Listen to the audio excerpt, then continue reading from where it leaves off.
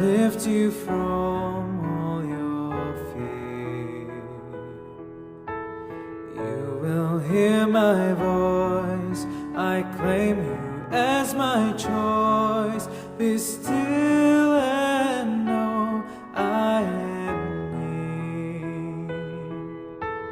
I am hope for all who are hopeless. I am eyes for all who long to see.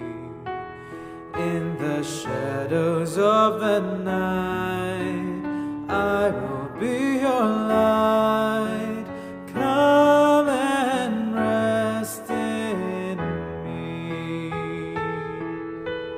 Do not be afraid, I am with you. I have called you each by name. Come and follow me, I will bring you home. I love you and you are mine.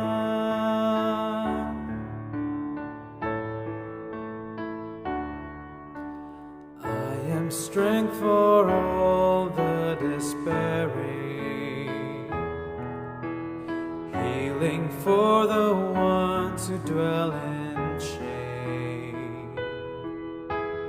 All the blind will see, the lame will all run free, and all will know my name. Do not be afraid, I am with you. I have called you each by name. Come and follow me, I will bring you home. I love you and you are mine.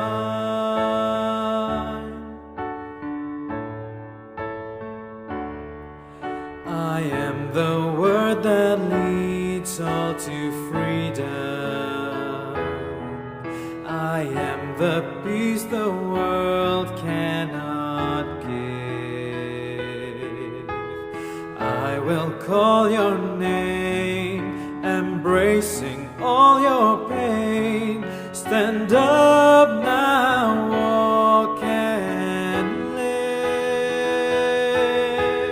Do not be afraid, I am with you. I have called you each by name. Come and follow me, I will bring you home. I love you and you are mine. I love you and you are mine.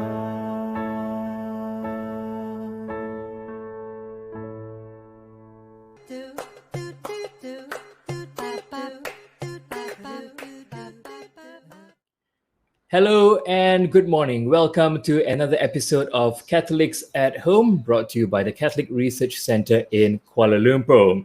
My name is Kachang Kevin, and usually we have a Saturday live show, but we have a very special guest today, which we had a chance to, the opportunity to chat with a couple of days ago, and so we decided to put that recording, that show on in place of our live show today. So, who is that very special guest? Well, he's a missionary priest with the community of St. Paul the Apostle in Kenya, I believe, yes, in Africa. And he's going to share with us his vocation story and his calling, and also, of course, his missionary work. So we're going to have all access with Fr Francis Teo. But before I bring on Fr Francis, let me welcome Fr Clarence Devadas. Hello, Father. Hi, Kevin. Good morning to you. Good morning, Father. How are you doing? I'm okay, Kevin. We have missed you for quite a bit. And suddenly you have this kind of change in your face. You look 10 years I younger. decided to give myself a shave and, looking younger. Maybe I should shave a little bit for that. And we will just let the viewers know that I am just 21. So finally, you found the courage to go to a barber. Yes, the confidence to see him in the Darth Vader, all the mask and everything prepared, and I felt very reassured there. Just make sure you change the blades whenever he shaved me. Now, Father Clarence, besides your work with the Catholic Research Center in Kuala Lumpur, of course, you do some missionary work, the diocese. How about overseas? Did you have much experience doing missionary work in overseas? Maybe in Africa, just like Father Francis? No, not in Africa, Kevin. Well, when I was a student in Rome, I helped out in one or two parishes, occasionally for special occasions. When they needed a priest, I'd gone to celebrate Mass. Then 1 year, 3 years ago, I spent a year in the UK, but living in a parish while doing some research work. So I also had to involve in the parish life, but not Africa. Yeah, not Africa. So Italy, yeah, in the UK, and Malaysia, of course. I mean, every opportunity, every ministry is a mission by itself. So yeah. So I do some missionary work. If you consider this as a mission, I mean, I go every Sunday to a small town known as Kuala Baru. It's the last parish in north of the Archdiocese, 60 kilometers. So if you consider that as mission, yes, I'm a missionary in that spot. But I don't have to take boats. I don't have to travel on camels or horses. I still drive my car. Yes. Yes, and of course, it doesn't matter where you are, wherever you do mission, there's a lot of stories to tell, I'm sure, which we'll try and get out from Father Francis today. Father Francis Teo. Hello. Hello. Good morning, everyone. Good morning. Thank you for being on our show. We're certainly honored to have you with us here today. And we're going to have a lot to talk. 1 hour is enough, but we'll try and get as much as possible. Right. So, how are you feeling? How are you feeling today, Father Francis? I'm okay. It's just I've been back to see to some medical stuff, and with age, a lot of things come up. But anyway, I'm really glad that for this chance, for this opportunity to appear on Catholics at Home, the podcast. I had never heard of it. This was my first time, and through Mark and other friends, they spoke to me about it, and I thought, well, fine, let's see what happens, So thank you, Father Clarence. Thank you, Kevin, for this chance to be here. Pleasure to have you here. Yep. Good. Thank you. Now, Father Francis, before we talk about your vocation and your mission, maybe let's start back. You were born in Malaysia. Tell us about where you were born and your life growing up here in Malaysia. Okay, I was born in Malacca, in the Banda Hile, that was my hometown, and long time ago, yeah. And then my father, he was in the government service, so we moved around a lot. Malacca to Kuantan to KL, Taiping, Penang, and then eventually they moved to Johor Bahru, and that is where my mother, she has been living since, for many years. Johor Bahru, that's her base now. My father has since passed on. I myself, I grew up throughout all these places as a young boy. Every few years, you make good friends, and then after that, you have to say goodbye, and then you start all over again. It was like truly, when I think about it, it was like a nomadic lifestyle. And so when I was in Penang, that was when an opportunity came for me to get a scholarship in order to go to study in Singapore. And that was what I thought, wow, great, going to another country. Yeah. So I was very happy to do that. My elder brother and I, we got that scholarship. But my elder brother chickened out in the last day. And I said, no, I want to go, and I left. So at 14 years, I left my parents' home in order to go to live in Singapore and to study there at St. Joseph's Institution. Throughout, I have been with the De La Salle brothers, all through. So there it was, and then I spent 8 years of my life in Singapore. And then, so that's how the story But Singapore, those years there, I think those were important years for me. Those were the years that many things developed and changed me. Is And it what is what it there? era? Sorry, is it there when you were with the brothers and in St. Joseph's? Is that where the seeds of vocation were planted for you? Not really, Father Okay. Clarence. Not really. I I never thought about being a priest. I never thought about vocation. Actually, I was not quite the perfect guy, the perfect student, you know. and and I mean, it was. I enjoyed studying. I was responsible and all that, but I never thought about being a priest.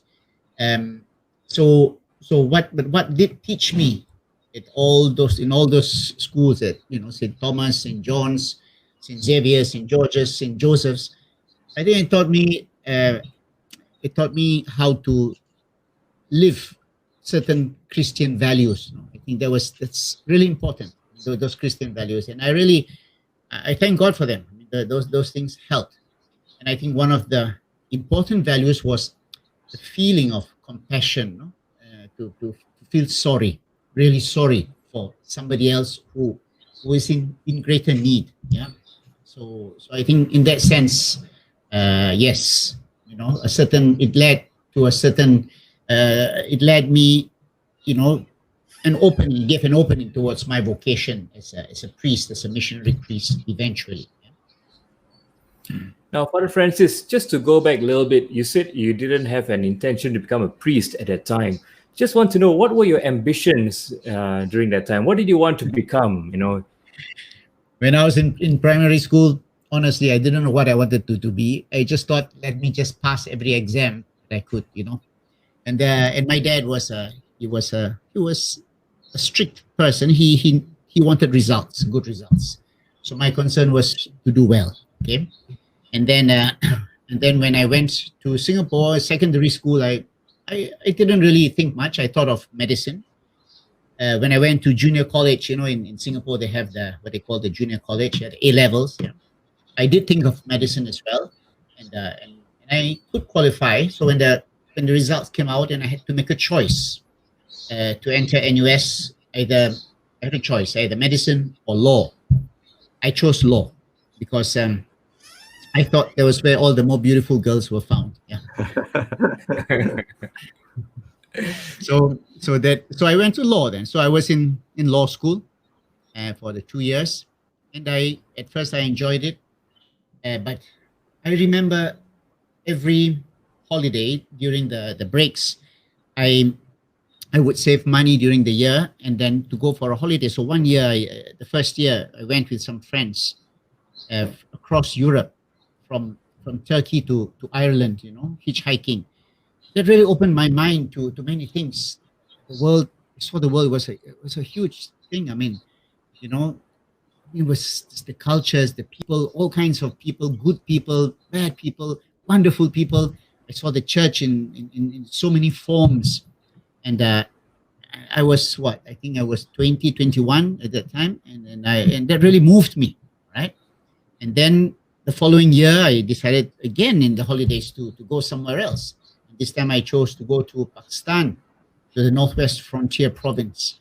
And there I went alone. And it was a very rough journey through the Karakoram Highway and all that. And those journeys, I mean, I didn't have much money. It was all, really, I was hitchhiking and living off bread and milk and things like that. But I mean, when I look back now, I guess those years I was searching for something. Yeah? I was searching for something. And then when I got back, I remember when I got back from those journeys, I couldn't stay within four walls, in a room within four walls. I felt a terrible depression to be within that. I felt asphyxiated, and I felt like there was something else that was calling me out. All right. So I was in law school, second year law. By that time, you can be sure I had lost all interest in law studies. We would all be in the library, all my classmates, and they were all, we were all on scholarship. We We were all in the library. They were reading the law books. I was looking at the atlases and the maps of Africa. Yeah. So the exams, second year law exams came. I failed impressively, right? And I, but when I come to think of it, I lost, I think, one night's sleep thinking about what was I going to do now. Everyone was coming to me and offering condolences. I said, "Oh, that's fine. I'm leaving the university." So I left and I began to work for 1 year to earn enough money because I thought that I wanted to go to Africa. To go to Africa, not to be a priest, not to be a missionary. That was the last thing down the line, what I wanted to do with my life. I wanted to travel.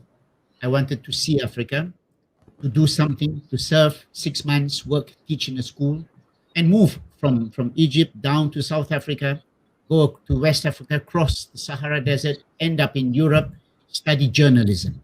That was what I wanted to do, journalism. Yeah. But as Saint Teresa of Avila, Saint Teresa of Jesus says, God writes straight, but in crooked lines. Yeah, and I think that's what happened. And so I started in Kenya, and before that I had friends of mine who were in the Royal College of Surgeons in Ireland, and they got me a list of different missions. So they sent me the list of 23 missions all over Africa. I thought there was just so few Catholic missions. Later on, years later, I found that the Catholic Church is present in every corner of the continent. So I wrote to these 23 missions. I was sure that they would be ready to welcome somebody to teach English from Singapore, Malaysia. My goodness, who wouldn't? No one did. Okay? Except an old bishop, an Irishman, old Bishop John Mahan, from the Diocese of Lodwar in a part of Kenya, in the northern part of Kenya called Turkana, Turkana. I looked it up in that Collins Atlas that my father had in his house. I looked up map of Kenya, and I couldn't see Turkana anywhere. I couldn't find Lodwar town anywhere. So I said, this must be the place where I should go. Yeah. So I saved up. I worked teaching, saved up money to do it because my dad, he opposed the idea, being he really opposed the idea, and he thought that it was a crazy thing, and he said if you wanted to go, then not at my expense. So I went on ahead with it and saved the money, and I left in September 1987, right? And I reached Kenya in December 1987. And I remember standing outside on the outskirts of Nairobi city by the museum. At that time, it was considered the outskirts. Today, it's well inside the metropolis. And I was hitchhiking, begging for a lift to go up to this place called Turkana. And people thought I was crazy. It was about 1,000 kilometers away. I eventually did make my way there after 3-4 days. And I remember entering Turkana. Now, Turkana, like all of northern Kenya, is a semi-arid area, almost like a desert with scrub trees and thorn trees, right? Bushes. And the people there are nomadic shepherds. Right? So at that time, there was a great famine. I think some of you may, Father Clarence, you may know, that famine, that famous famine in Ethiopia in the 80s. Yeah? We Are the World and all that. No, Bob Geldof. Yeah, it was all part of that situation, yeah? That milieu. So, so there was a lorry that was bringing food, sacks of food up towards Lodwar. I got a ride. I sat on top of all those sacks of food. And in front of me was a traditional Turkana family. The man had a cap with feathers and a blanket and nothing else.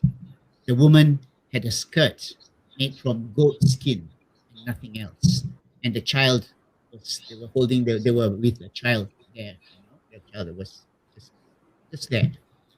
And I looked around and saw the desert, semi-arid land, family there. They looked at me. I must have been the strangest animal they had ever seen. And I felt free. I felt totally free. And I felt that God was opening a path for me somewhere. Yeah? So that was how I entered into Turkana. That's northern Kenya. Then, of course, I went to see the bishop, Bishop Mahan. Poor Bishop Mahan almost got a shock of his life when he saw me. He didn't expect to find somebody from Malaysia coming all the way out there, So he said, well, okay, you could go to a mission up north, one of those remote missions where you get a vehicle passing by once a week. So I went up there and on the lorry also delivering food. And there I met Cecilia. She was a Spanish nurse. And she was the first member of the missionary community of St. Paul the Apostle that I met. Okay? You see, our community, we are a public association and we have clerics and also lay women. Okay? So Cecilia was a nurse and she was running the dispensary there in that remote mission. So that was my first contact with the missionary community of St. Paul the Apostle. Okay?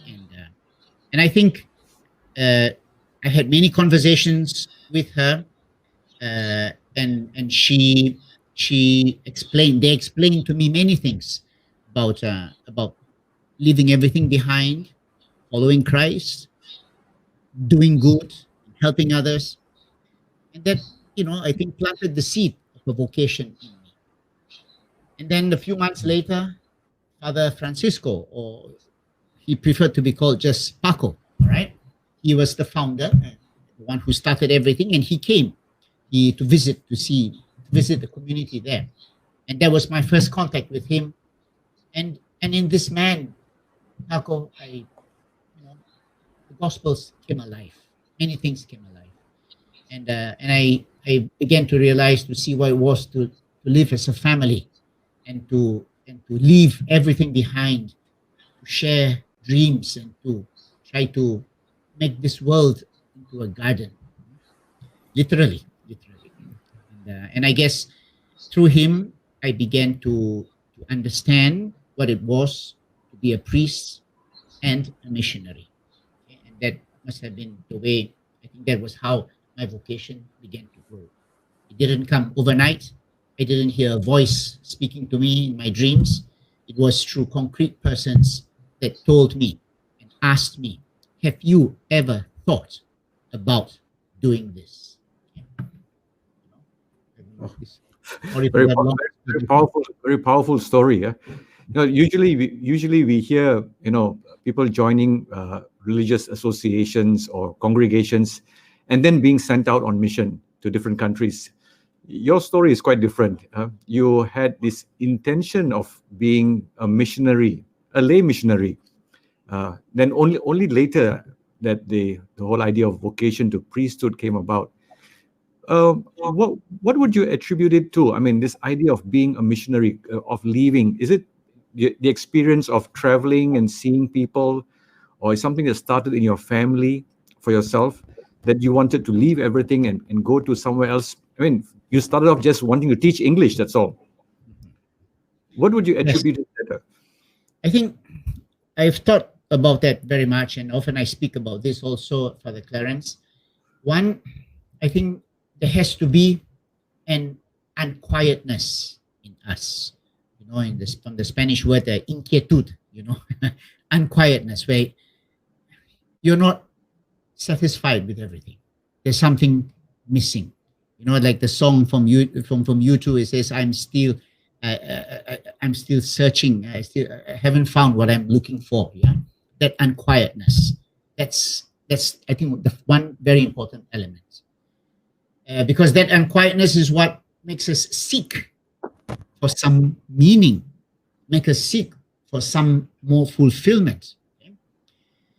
And then the second thing would be disenchantment with what I have around me, not being satisfied. I mean, just saying that it doesn't mean so much. I mean, yeah, a car, yeah, so what?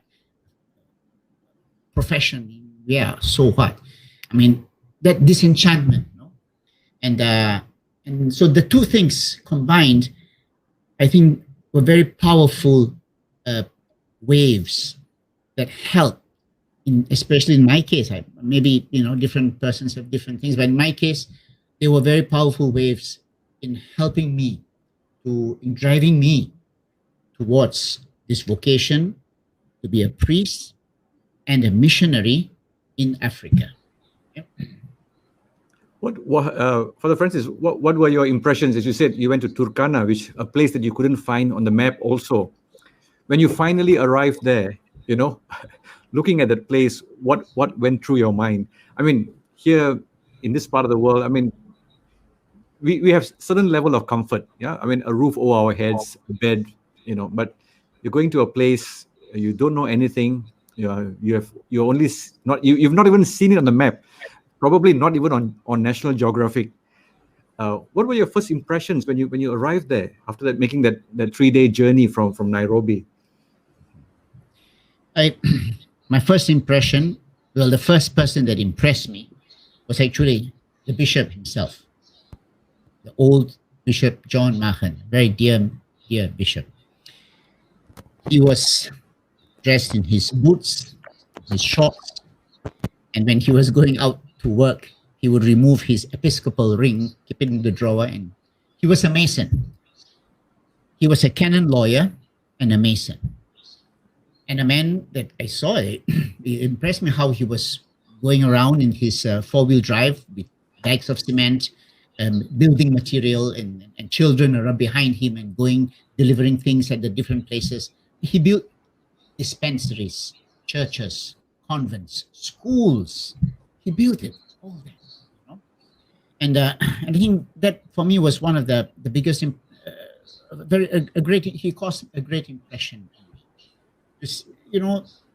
In Luke chapter 4, when it says, where Jesus quotes Isaiah and saying that the Spirit of the Lord is upon me because he has anointed me to proclaim the good news to the poor, I thought, yeah, this man, Bishop Mahan, he did that literally, all right?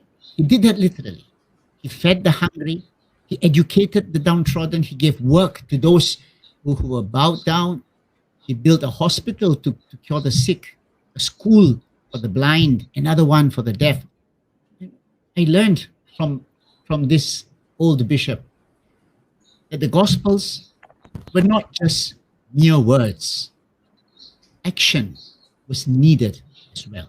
Okay, so for me, that was a very great impression. And it was one person, and I think another person, more than places or people, I would say persons that really impressed me was, as I said, Father Francisco, or Paco himself. I mean, Paco, he was a man, he was very demanding, being Spanish, he was very demanding. And he used to teach us to always catch the bull by the horns, And there was a very important lesson that I learned from him. Right? He was never indifferent to the needs and suffering of people around. He moved all those around him to find solutions to the situations of needs of those around. So we as young men, we had to find solutions. We had to find how to help this lady, how to get food for the child. We had to do all those things. Right? And he constantly, all the time, called people, no matter where they were from, what background they were from, to leave everything behind and to follow a life of service. Men, women. And I was included in that invitation, which he made so passionately and intensely, such that I couldn't say no. But it was an invitation, I suppose, that matured and grew more profoundly with time, and seeing everything. So So these are two persons that really influence my my my vocation. They helped me, and then years later, after I was ordained as a young priest, I was asked to when Bishop Mahan passed away, the old bishop passed away. I was asked to be the one to organize the whole funeral, and I was really moved as a young priest to see thousands of tribal people who had walked for days from all around the diocese. It's a huge diocese, 77,000 square kilometers, walked all over, come to say goodbye to this man who did so much for them, who really gave them his life. And I was impressed. I was really impressed to see this. And that really, as a young priest, it really moved me to say that, my God, how much we can do, how much we must do, how much need, and how much lives we can change and affect. So that really, that marked a very big change for me. Now, Father Francis, originally you went there to join the mission, to do missionary work. What was the point or was there any moment that pointed you to become a priest? When did you decide that you wanted to join the priesthood? Now, don't laugh, yeah. Father Paco, he wanted me to be a priest. Obviously, he was all the time calling me, asking me, and all the time I was evading answering him. Until one day he just said, "Do you want to be a priest or not?" And I said, "Okay." That was how it was. And when I said, "Oh, yes," I meant it with all my heart, with all my soul, and I wasn't so sure of how things would go, but I saw with my own eyes what a good priest was, how a good priest was, how a good bishop was. I saw all those things, and I thought, yes, that's the challenge for me. And so this August 15th, it will be 23 years for me as a priest, right? My anniversary, August 15th.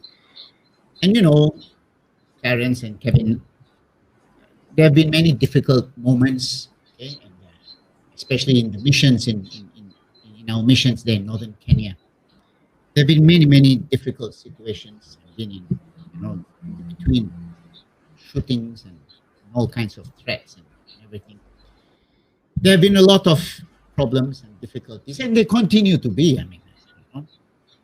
But I say it honestly and with all my heart that there has never been one second when I regretted this decision.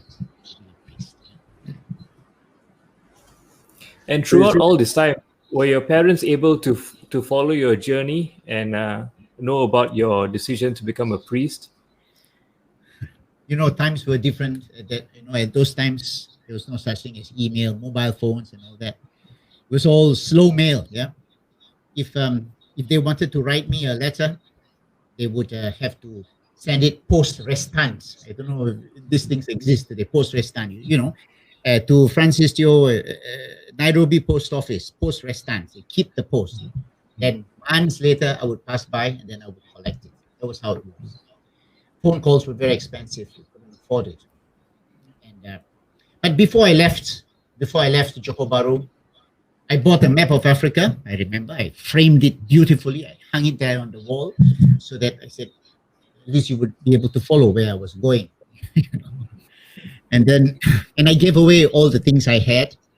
The few things I considered important for my life, so important to me, I kept in a carton box. I left it in my parents' house. And today, 34 years later, that box is still there. I never saw the need to open it up. And, some things we see so important at one time, later doesn't seem important anymore. So anyway, then I went there, and then after meeting Father Paco, and then after deciding, yes, I would like to be a priest, course, I came back to Malaysia, right? And, told my dad that I would wanted to be a priest. I was shocked. Priest, my goodness. He didn't want me. He wasn't so sure about that. And I told him I wanted to be a priest. In Africa, my poor dad almost fell down. And yeah, but I pushed on with it, and I said that was what I wanted. And I realized later that my father's concern was, if his son was uncertain about the decision, then he would oppose it. But if his son was certain about what I wanted to do, I think he was okay with it. Okay, that's the fear in many parents, the uncertainty in the decisions of their children. And after I was ordained in 1997, I think about 2 years, 2 years later, my dad, he couldn't come for my ordination. Both my parents, I was ordained in Kenya. They couldn't come because my dad was with cancer, a bone cancer, and it was getting worse and worse. And I remember my sister called. It was in 1999, July. She called and said, "Look, Francis, Daddy is very bad, and can you come back?" And me being me, I said, "Nah, I think it's okay. Let's just wait, still wait." But Paco was the one who came down very hard on me, and he said, "Drop everything and go back now. Look after your dad."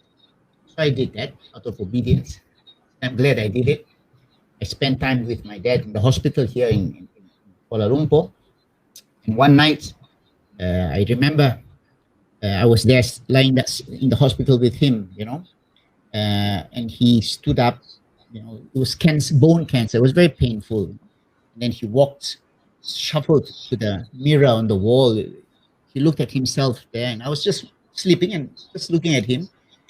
And then I asked him, I said, "Pa, are you all right?" And then he walked back to the bed, and he didn't say anything. And then he just looked at me and he said, "If I had to," he said, "if I had to start my life all over again, I would be a priest like you." I was very surprised. I was moved. I didn't know what to say. All I remember saying is, I muttered, I said, "If you did, I won't exist." Yeah. And then he said that it is only when I have reached at the end of my life that I see that everything that I have done is in vain, except the good that I have done. That's the only thing that matters. Everything else is in vain. And so he said that if I had to start my life again, yeah, I would be a priest like you. And for me, that was a confirmation that my dad was happy that his son had become a priest, a missionary in Kenya. And many other stories that I heard later, that in Hobaru, when my father would come across an African immigrant, a Nigerian, he would be so eager to go to buy food for him and take him and help the poor African person here or there. And that, and he would tell them, the people would ask, "Uncle, why are you doing this?" It's just because my son is in Africa and your people are so good to him, and I want to do the same, things like that. That really moved me. When he passed away, yesterday was the 21st anniversary of his death. It was my first funeral ever as a priest. And that really had a great effect on me. Yeah? Talking too much. No, talking a little bit about about life and mission and ministry in Africa. No, you are ordained a diocesan priest, but you belong to a public association. What is ministry like for a diocesan priest? I mean, in where you are, I'm sure it's very different from what it is here. What is Yes. a daily life like for a diocesan priest where you are? All right. You see, our our diocese in Kenya and many other dioceses where our missionaries are working, these are usually very remote dioceses and very poor dioceses. Poverty is endemic. As the old bishop used to say, hunger is the constant companion of the people. Okay? So our work in our missions revolved around production, how to produce food, to grow, to cultivate, to look for water, to drill water, to build dams, how to improve the herds. Okay? That was a very great part of our work. Of course, we had to do also the pastoral care of the people. Right? But if we wanted to baptize people, so many would just want to be baptized because you get food, you get whatever, those kind of things. And we didn't want it that way. Okay, we want people to come to Jesus because they really find meaning in it. And so that's why our missions, they grew up as centers of agriculture, centers where there was water, education, and people, when their lives were better, then they could make a better choice of following God, of following Jesus Christ. Okay? Make a better choice. And so our work there comprises, I mean, the daily life would be, we would in the morning we'd have to see to the projects around, check on the construction of the dam, see the nutritional unit, the school, how is it going, the children, do they have food? Has food been stolen, or there's still food there for the kids? And then you have to check on the cars, the tractor is broken, maybe try to get that thing repaired. And then after that, go to have a meeting with the catechists, see how things were doing and all, and so it's very different. In different missions, there were different issues to deal with. In one of my first parishes, it was on the border between Kenya and Ethiopia, and we had to deal with tribal conflicts between the Turkana people from Kenya and the Dasanich people from Ethiopia. That was really hard. I mean, we one side considered us as spies, and the other side thought of us also as spies. I mean, it was terrible. But in the end, we managed to bring peace. We did. We managed to bring peace between the two sides. That was good. Okay? And then for like 6 years, I was also appointed the Vicar General of the diocese. And there again, the work was very different. I mean, the Curia of the diocese had its water department, women's department, health department, nomadic department, a pastoral department. That was how we were run. We were organized because the presence of the government at the time there was not so great. Today it's changed. The church was so involved in human development, especially in times of emergency, when there was famine, and there would be every 5-7 years a cycle of famine. Okay? And we didn't have rains. By the way, what you get here in one day, that thunderstorm you get here, you get that in 1 year, that amount of rainfall.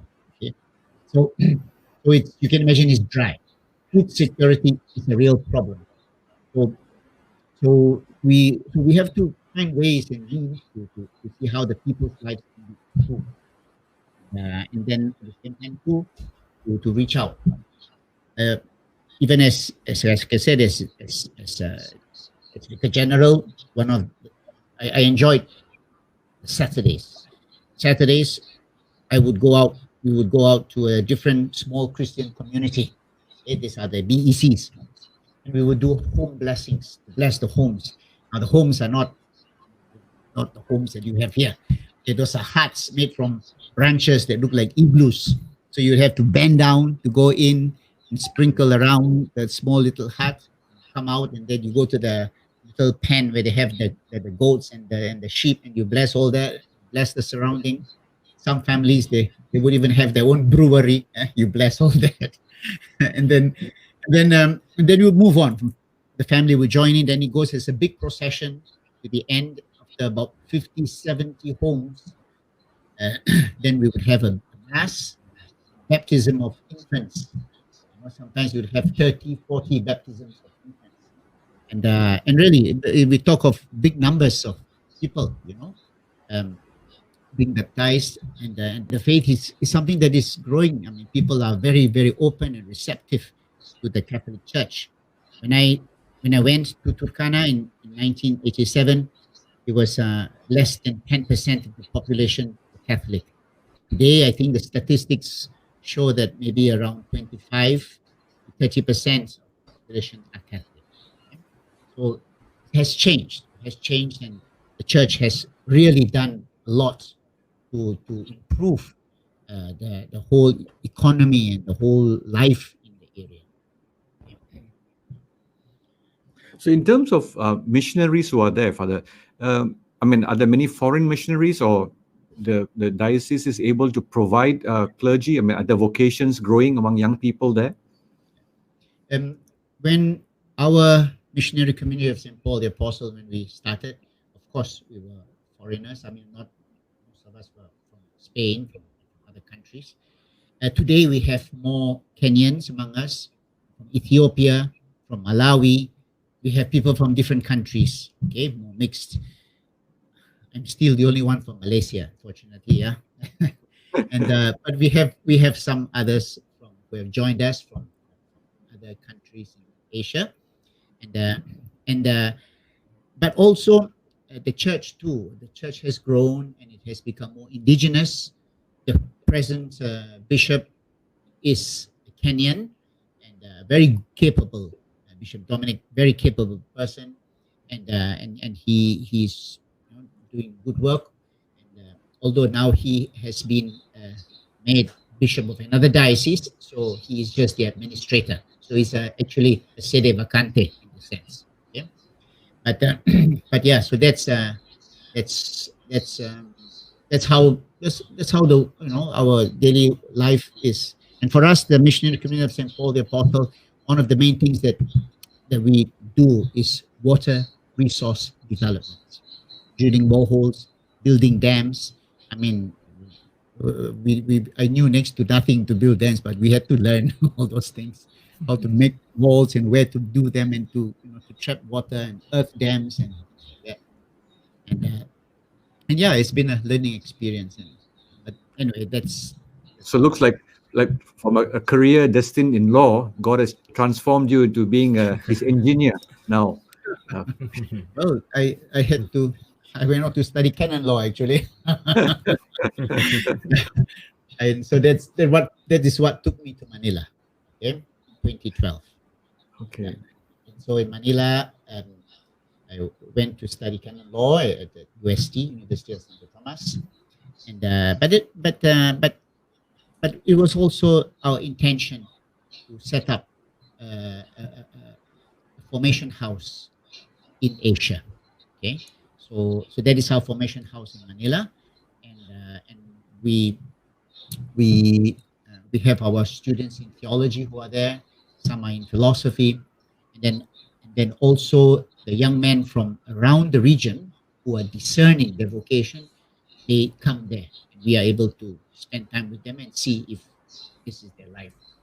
So that's how we are trying to develop that. And of course, being in Manila helps us also to do a lot of vocation promotion work and missionary animation work, to talk about missions, to raise the awareness of missions.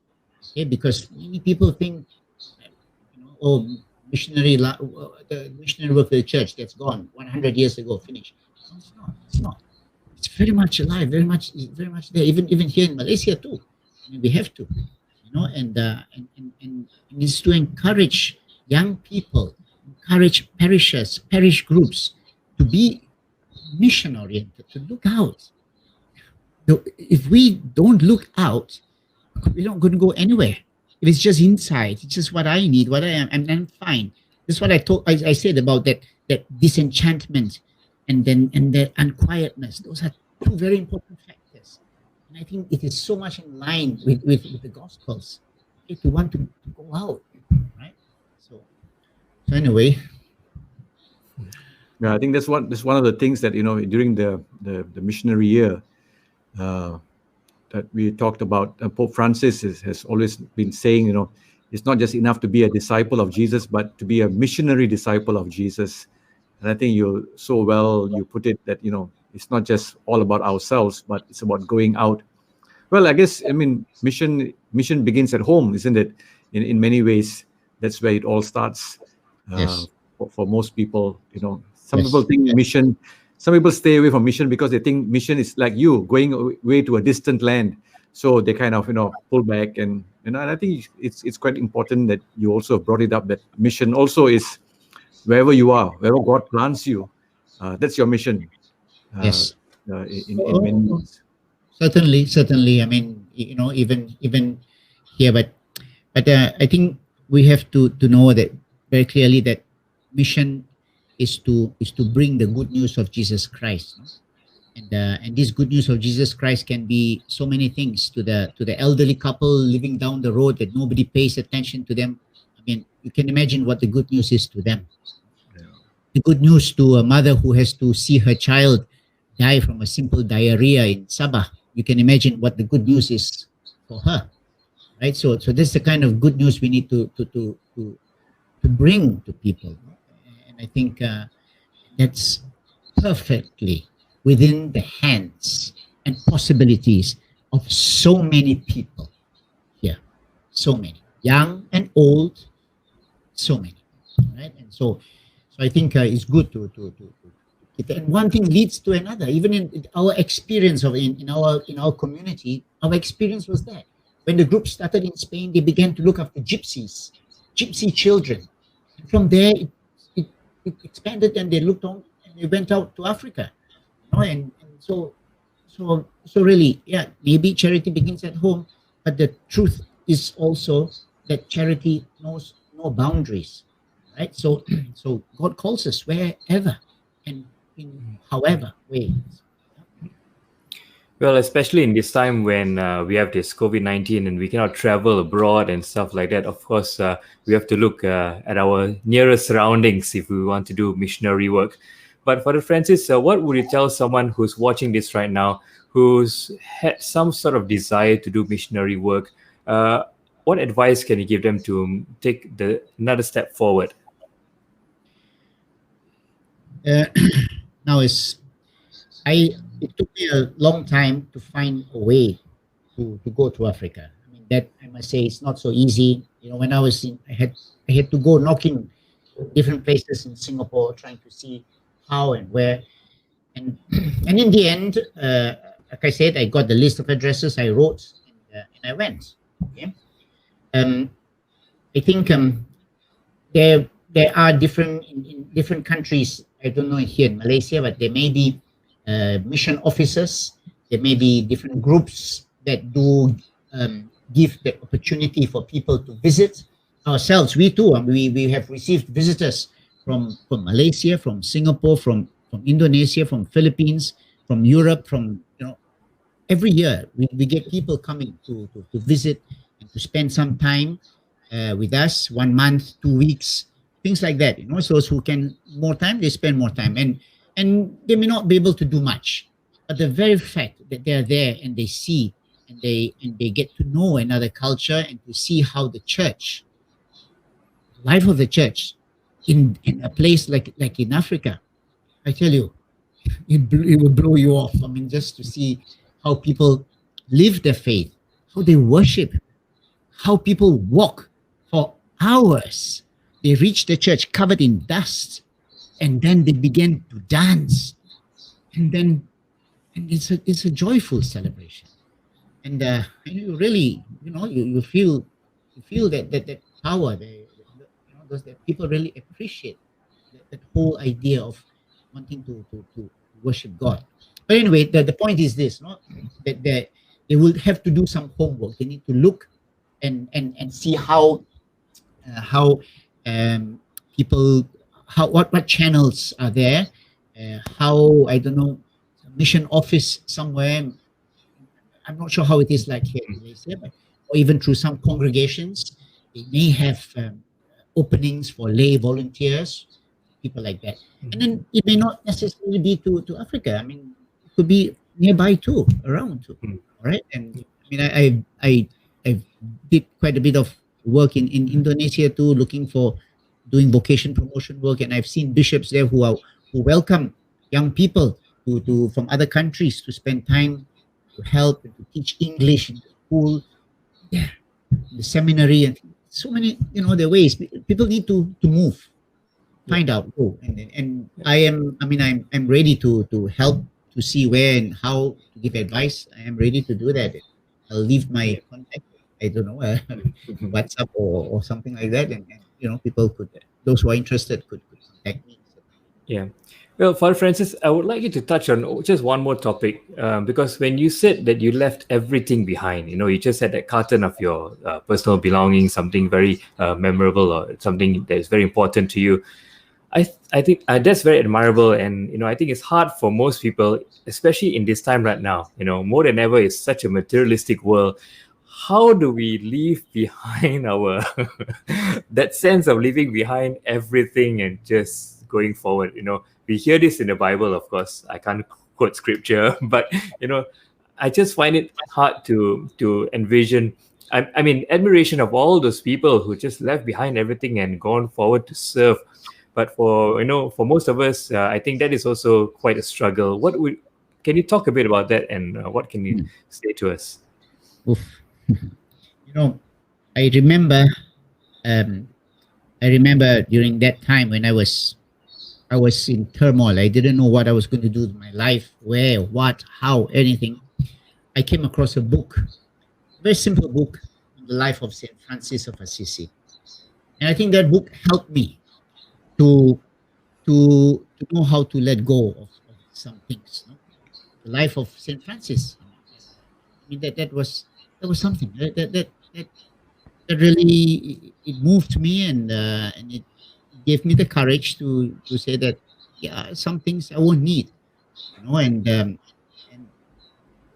it's hard. It's a difficult question you ask, because it's true. I mean, it depends on each one of us, but I think we can live without things, and maybe the essentials we say we carry with us, and that's it.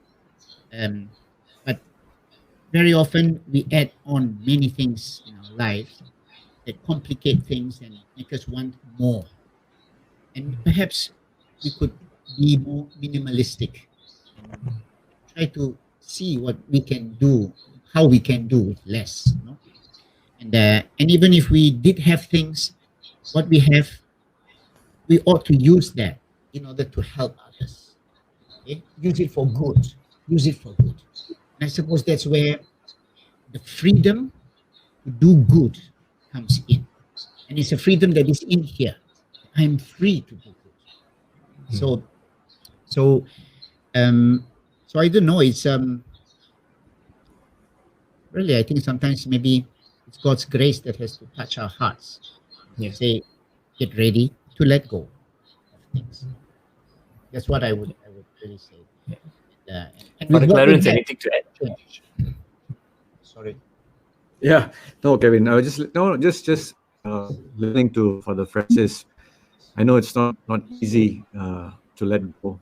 A lot of us carry a lot of things with us wherever we go, and I think sometimes that's what God calls us to shed and leaving behind things. As I was listening to Father Francis, it reminds me of the call of the first disciples, where they left their boat, they left their net, they left everything to follow Jesus. That's the thought that was running through my mind as you said, leaving everything and going to a place that wasn't even on a map for a while, for you at least, but it has become a part of your life now. And I think, if you think that if there's something that this whole mission experience, being there, the people there, what lesson, what most important lesson would you take for yourself, Father Francis? I mean, what have the people taught you by being there? You've been there now 23 years, or even more than your 34 years.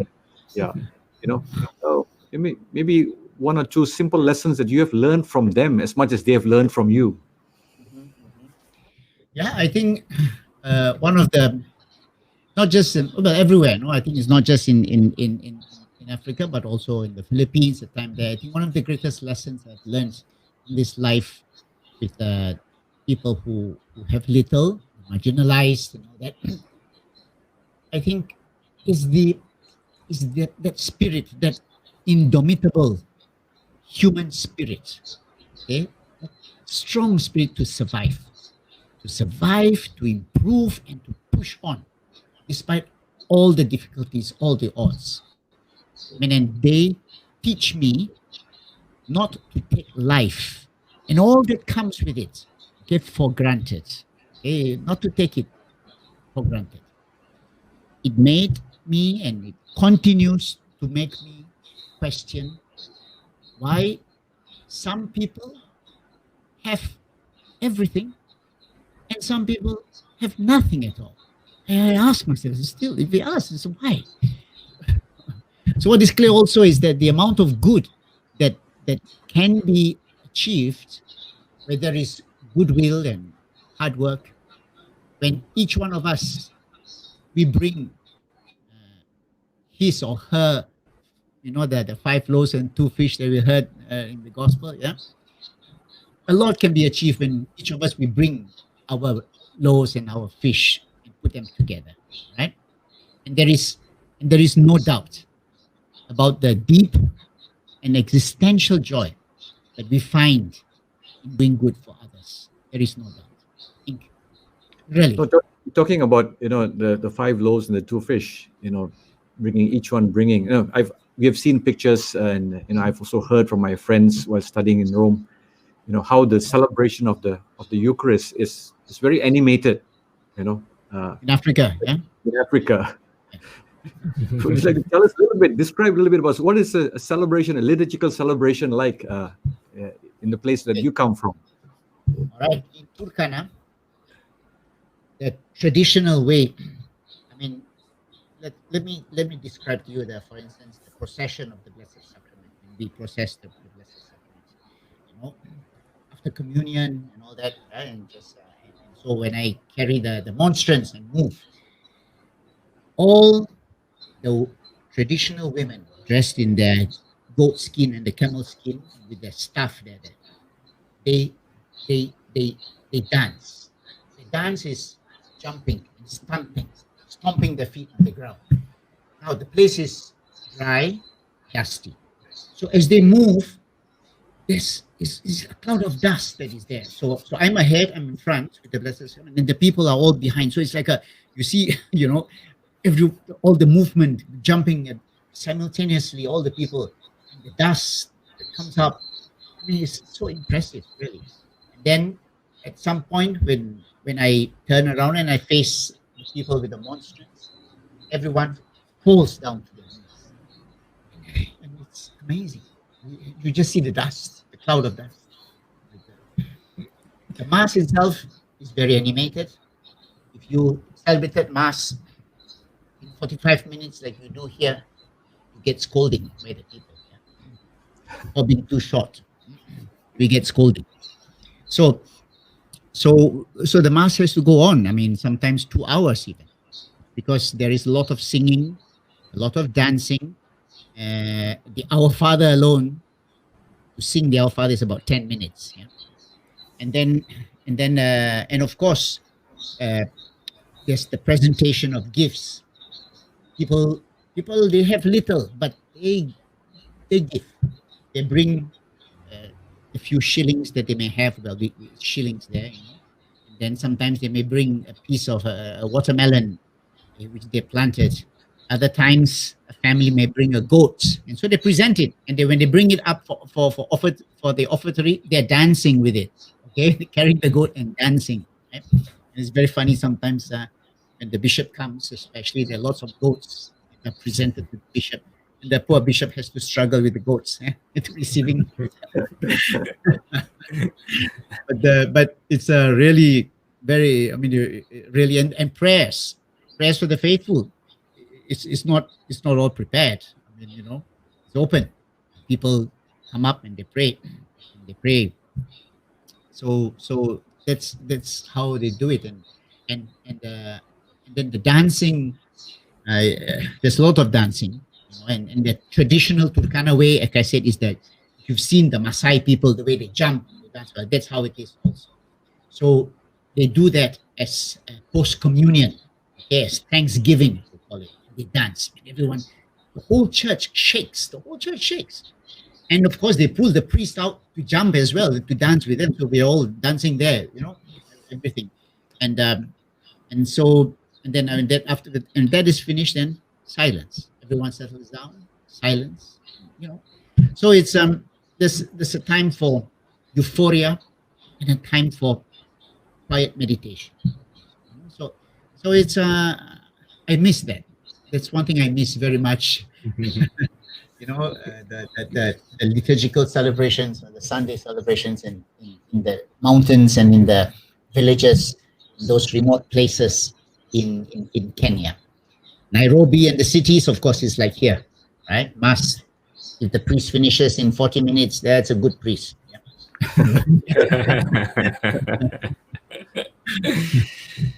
Those are wonderful stories. Fr Francis, earlier on when you first went to Turkana in Africa, was it hard to learn the language and learn the culture? Yes, it was. The language was difficult because it is a difficult language. But my best teachers were the children. They were the best, and I learned from them. I picked up the language very fast, and of course later on we, when I became the Vicar General, we organized classes for new missionaries and new priests, people from outside who were coming to work to undergo language courses and all that. So that helped. But for me, when I went there first, I had to learn that. I was 23 years old, and I had to learn the language and then to settle in, to get to know the culture and all that. It was not difficult. It was not difficult for me. I entered in nicely partly because of members of my community that I met before I joined, but still they kind of introduced me and helped me, and there is one great quality about being in Africa and Africans themselves. I think humanity, the humanity is returned. We come back to see humanity in its real self. And there's something I really appreciate. It's so easy for people to smile and say hello and good morning and greet and shake hands and everything. And, really, children, wherever you go, they have no qualms. They come to you, they hold you, and they touch your hair. It's really, humanity is returned, and that's very beautiful. It's very beautiful. I'm going to put you in a little bit of a corner and ask you a question. You have lived in Malaysia. Now you serve and you have come back to Malaysia also to serve. What do you think that the church in Malaysia could learn from the church in Africa? If there's one thing that you think is important for us to learn. No. I know it's a difficult question, but something from your observations, something that maybe we could learn from them. Yeah. I think it's very important to give an opportunity to the lay people to organize themselves. Now, in Africa, the church has grown by leaps and bounds because of the small Christian communities, or what you call here the BECs. These BECs are empowered. They're really empowered. They're given. They're given the opportunities, the support to really come together, to see to each other's needs, and not just to come together to eat roja and things like that. No, they come together to really see how they can support each other. A couple not married in church, how can we help them to get married in church? Things like that. The BECs, the small Christian communities, it's an amazing tool of evangelization for the parishes. Okay, and when I was rector of the cathedral, I used that to the greatest extent, and I found that truly helpful that people felt hard. They felt they were doing something, to the point where even their neighbors who were not Catholics, they were saying, "Wow, you really do something." You know, and when the priests, when we were going to bless the homes and all that, the neighbors who were not Catholics would ask your minister to come bless our homes too. Even the Muslims, they were doing it. They come in and bless the homes, because they said that your priests go to your places. Ours, they don't come out. You know, and I think that's the other thing too. Okay, I think the priests, it's good for us to go out to the families, to go out to the homes. I remember going to the homes of, when we did this home blessings. It was not just blessing with water, but it was to get to know the families. You would go into a hut and you would see an old lady lying there for months because she was sick. So we would try to get things done. So the catechist would be with me, and the catechist would have to jot down, this home, this had to be done. This one, there was a child, a deaf child. Let's see if we can get the child into that school. We go into this other one. There's a couple trying to living together, not married in church. Can we do something about that? Another one, this is a possibility to become a communion minister. Can this person be trained to be a communion minister? This one, a lector. These kids, what can we do with all these children here? No schooling, things like that. And that was the task for the catechist, and he had to follow up. And we could see the improvement as the time went by. But the priest had to go out. The priest had to go out and to be in the homes, then to get our hands inside all that mess, right? And then I think, then we bring the good news of Jesus Christ. And so these are the two. I find the two aspects that it has just come to my mind now. I never thought about it, Father Clarence, until now. But these are the two aspects that I think we could learn from each other. Yeah. Father Francis, before we end, how can our viewers, those watching, if they want to support your work, support your community, how can they help? Okay. I will be around in Malaysia for some time, because I wait for my visa to return to the Philippines. Please God, it comes soon. In the meantime, I'll be doing some medical things. But I will leave. I'm not sure I can leave my email address, perhaps, and my number if someone is interested to contact me. That's possible. And even with, I don't know, maybe with Father Clarence, okay, whichever way we can do that, right? And it's very possible. Yes, certainly. Yeah, Okay. we have friends who have been helping us for long, and they also know the different ways to do it. But thank you for that suggestion. Sure. Father Clarence, anything before we end? Anything you would like to ask Father Francis? No, just to thank. I think my earlier conversation with you, as far as you know, and as far as I know, you're probably the only Malaysian priest serving in Africa. I don't know of anybody. Do you know of anybody? I don't know. I may be completely wrong, but there may be. If there is someone out there, I truly apologize for my ignorance. But it's been a pleasure to have met you.